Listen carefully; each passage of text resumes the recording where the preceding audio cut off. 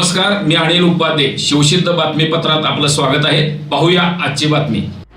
निवडणुकीत प्रभागातील उमेदवार निवडून आल्याने फटाके उडवायला सांगितल्याच्या कारणातून हद्दपार आरोपी सागर राजेंद्र खोत यांनी आपला मित्र आयुब मेहबूब सरकवास याच्या मदतीने एडकेच्या सहाय्याने 25 वर्षीय रतन आप्पासो पाटोळे यांच्या डोक्यात तोंडावर वार केल्याने तो गंभीर जखमी झाला.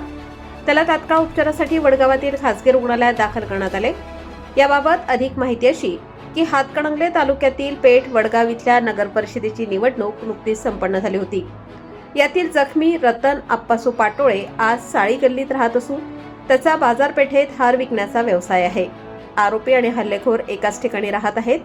या निवडणुकीमध्ये जखमी रतन आप्पासो पाटोळे आणि हल्लेखोर सागर राजेंद्र खोत यांच्या प्रभागातील उमेदवार निवडून आल्याने रतन आप्पासो पाटोळे यांच्या सांगण्यावरून एका कार्यकर्त्याने फटाके उडवल्याचा संशय घेऊन सागर राजेंद्र खोत यांनी रतन आप्पासो पाटोळे याला मारहाण केली होती. याबाबत रतन पाटोळे यांनी पेठ वडगाव पोलीस ठाण्यात तक्रार दाखल केली होती. यातील आरोपी सागर राजेंद्र खोत हा हद्दपार गुन्हेगार आहे.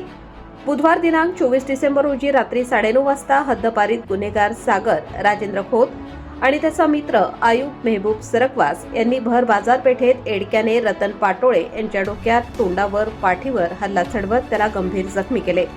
हल्ला करून हल्लेखोर पसार झाले. जखमी पाटोळे यास उपचारासाठी तात्काळ खासगी रुग्णालयात दाखल करण्यात आले.